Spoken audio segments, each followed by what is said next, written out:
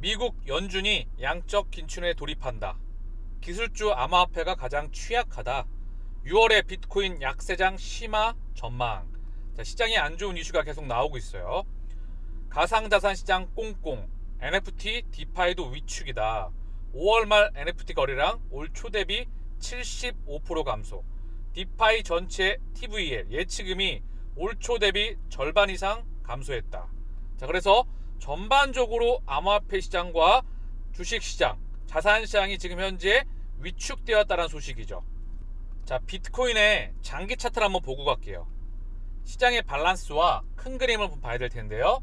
먼저 비트코인의 장기 차트, 우리가 참고해야 될 실제 그런 지표, 실제 데이터가 있어요. 자, 2014년도부터 비트코인이 대략 70만 원이었어요. 무려 2014년 이전에도 있겠죠. 일단은 2014년 기준으로 해서 15년, 16년, 17년까지 대략 한 70만 원 언저리, 80만 원 언저리를 왔다 갔다 합니다. 대략 3년 가까이 박스권을 그려내요. 그리고 보세요. 올라가는 기간. 자, 이게 하나가 달이거든요. 한 달, 두 달, 석 달, 넉 달, 다섯, 여섯, 일곱, 여덟. 8개월이면 끝납니다. 3년, 4년을 고생을 해도 8개월이면 끝나는 거예요. 자, 그리고 2,600만 원을 찍고 300만 원 중반대까지 떨어지죠. 그쵸? 그리고 무려 대략 한 3년에 가까운 박스권을 그려요. 그리고 올라가는 시간 하나, 둘, 셋, 넷, 다섯, 여섯, 일곱, 7개월이면 끝냈습니다.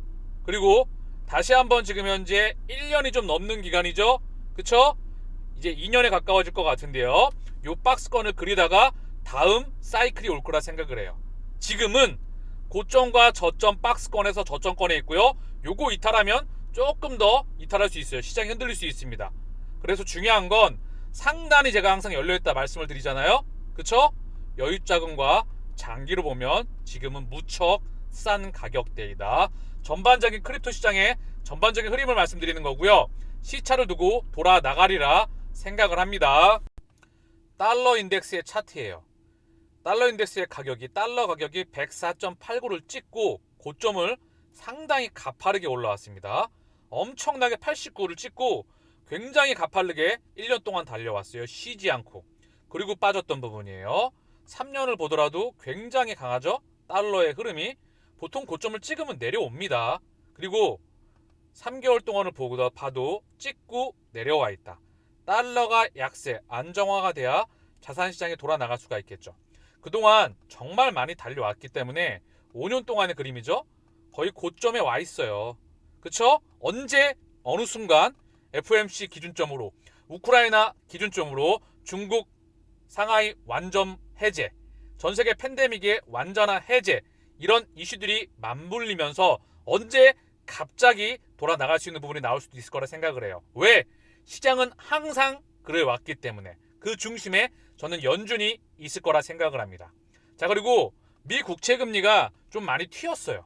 미 국채 금리가 지금 1년 기준인데요. 정말 가파르게 달려왔습니다. 그리고 빠졌다가 다시 올라와 있어요.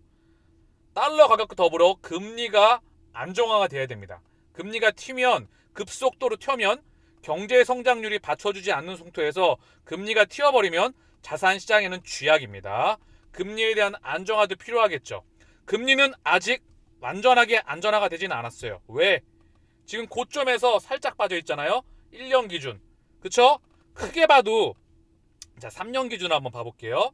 3년 기준으로 봐도 굉장히 강하게 달려왔죠. 5년 기준으로 봐볼게요. 거의 고점 부근에 와 있다. 얘도 고점을 찍고 어느 순간 안정화가 되면서 시장이 어느 순간 갑자기 돌아 나갈 수가 있어요. 10년 기준으로 봐도 고점권에 와 있다. 그쵸? 이 고점권에 와 있기 때문에 언제 어느 순간 금리가 하향 안정화가 되면 반대편에 있는 자산시장에는 온기가 불어닥칠 수밖에 없어요. 그 이슈는 FOMC가 기준점이 되리라 생각을 해요. 그 맞물려서 우크라이나, 다시 한번 팬데믹에서 엔데믹으로의 완전 해제, 이 부분들이 시장이 지금 금융시장이 억눌려 있죠. 그쵸? 나스닥도 고점 대비 30% 빠지고 올라와 있어서 21선 위에 있다. 우리가 체킹해야 될 그런 부분들이, 자, 미 세기, 미국 증권거래위원회가 세계 5번째 거대 토큰 BNB의 증권 여부를 조사한다는 소식이에요. 제2의 리플대나 SEC 바이낸스의 BNB 판매 행위 등 후 미등록 증권 판매인지 조사를 벌인다. XRP 발행을 미등록 증권 발행으로 규정하고 현재까지 소송을 진행한다. 자, 이 부분 어떻게 진행될지 지켜볼 수 있도록 하고요. 거대 제도와 규격과 판을 짜는 저는 그런 흐름으로 보고 있습니다. 제드 맥케일럽의 물량이 최근 14일 동안 7천만 상당의 XRP 매도가 있었습니다. 언론에서는 반등 어려운 이유가 있었네. 자, 그러면서 제드 밸런스를 좀 보고 가면은요. 기울기가 2020년 6월달 기준으로 해서 굉장히 가파르죠. 그리고 최근에 남아있는 종착지까지 얼마 남지 않았습니다. 막대기의 길이가. 자, 그래서 최근 매도 물량을 한번 보게 되면 라스 30일 기준으로요. 6월 6일 412만 5,245 XRP, 6월 5일 412만 5천, 6월 4일 392만, 6월 3일은 없었고요. 6월 2일 392만, 하루 평균 400만 기준으로 5월 28일은 800만, 그쵸?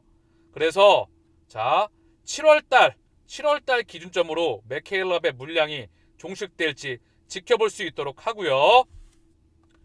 리플 네트워크는 퀴라소의 선두은행인 비다도바에서 적극적으로 사용됩니다. 퀴라소의 선두은행은 비다도바는 공식 웹페이지에서 리플 네트워크의 파트너십 및 사용을 다음과 같이 발표합니다.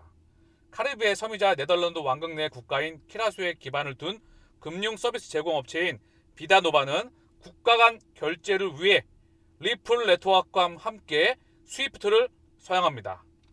리플 네트워크에 대해 다음과 같이 설명합니다. 리플 네트워크는 은행, 결제 제공업체, 디지털 자산거래소 및 기업을 연결합니다.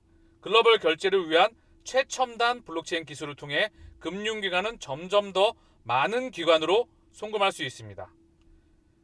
2022년 1분기 송금 플랫폼인 리퀴디드, 온디맨드 리퀴디드 ODL의 기록적인 분기였으며 거래량이 전년도보다 거의 8배 증가했습니다.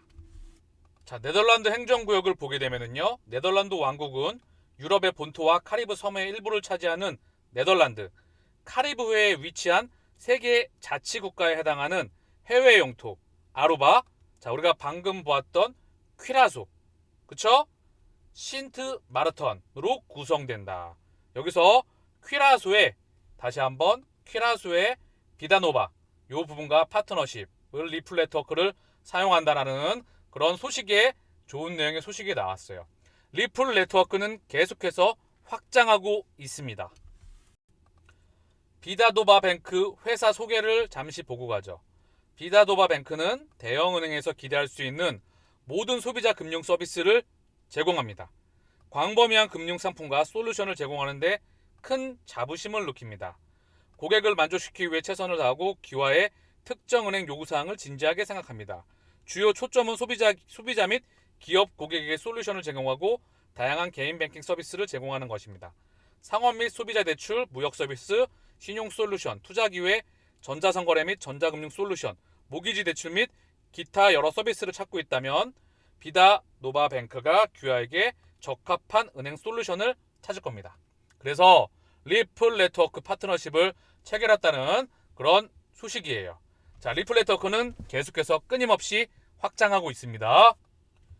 105개 국가가 중앙은행 디지털 통화 탐색 중. CBDC 추적키 쇼. 현재 105개국이 CBDC를 탐색하고 있습니다. 그중 50개국은 디지털 화폐 탐색, 개발, 파일럿 또는 출시의 선진 단계에 있습니다. 그래서 보게 되면은요. 전 세계 GDP의 95% 이상을 차지하는 105개 국가가 CBDC를 탐색 중입니다. 또한 10개국이 디지털 통화를 완전히 출시했으며 중국의 파일럿은 2023년에 확장될 예정이라고 자세히 설명합니다. G20 국가 중 19개국이 CBDC를 탐색 중이며 16개국은 이미 개발 또는 시범 단계에 있습니다. 여기에는 한국, 일본, 인도, 러시아가 포함됩니다. 지난달 BIS, 국제결제은행, 중앙은행의 중앙은행들이라고 하죠. 전세계 중앙은행 10곳 중 9곳이 CBDC를 모색하고 있다는 보고서를 발표했습니다. 스테이블 코인과 기타 암호화폐의 등장으로 CBDC 작업이 가속화됐다 말했다. 자, 이 기타 암호화폐야 스테이블 코인과 CBDC는 공존합니다. 이 모든 것들을 연결하는 것은 바로 리플 네트워크. 그 가운데 브릿지 역할을 하는 게 바로 XRP예요. 전 세계 CBDC를 유일하게 연결하는 게 바로 리플 네트워크. 그 가운데 브릿지 역할을 하는 게 바로 XRP입니다. 이미 미래는 나와 있어요. 중국과 같은 일부 국가는 다른 국가보다 훨씬 앞서 있습니다. 중국 중앙은행인 인민은행은 디지털 위안화를 적극적으로 시험해왔다. 인도도 디지털 루피 개발에 적극적으로 나서고 있다. 인도 중앙은행은 CBDC 출범에 대해 단계적 접근을 취할 것이라고 밝혔다. 자, 스위프트는 암호화와 관련된 국가 간 결제에 대해 CBDC 관련 테스트를 수행하고 있습니다. 스위프트가 전 세계 CBDC를 한데 모읍니다. 마스터카드, 비자 보이시죠? 가운데 바로 스위프트가 있다. 그래서 세계 중앙은행 10곳 중 9곳이 CBDC를 조사하면서 CBDC에 대한 호기심이 높아졌습니다. 스위프트가 5월 19일 국제결제은행과의 실험에 관해 발표한 보고서에 따르면 이러한 CBDC는 전 세계 GDP의 90% 이상을 책임지는 경제를 포함합니다. 자, 올 수밖에 없는 바로 미래예요. 곧 다가올 거라 생각을 합니다. 거대 인류의 문명의 결제, 디지털 물질의 변화가 오고 있는 거죠. 이러한 중앙은행의 수가 증가하고 있으며 9개국이 이미 자체 디지털 통화로 운영하고 있는 CBDC 조사의 고급 단계에 있으며 그중 가장 주목할 것은 나이지리아와 바하마 그리고 동부 카리브해 연합이 있겠죠. 자, 그리고 BIS 데이터는 멈출 수 없는 CBDC 모멘텀을 보여줍니다. 국제결제은행이죠. 국제결제은행이 은행 지원 디지털 통화 CBDC 발행 전망에 대해 생각하는 중앙은행에 대한 연구에 따르면 중앙은행의 90%가 물에 발을 담그고 있는 등 모멘텀이 커지고 있습니다. BIS는 2021년 세계 중앙은행을 대상으로 한 설문에서 10명 중 9명이 CBDC를 적극적으로 탐색하고 있으며 절반 이상이 현재 CBDC를 개발하거나 구체적인 실험을 진행하고 있는 것으로 나타났습니다.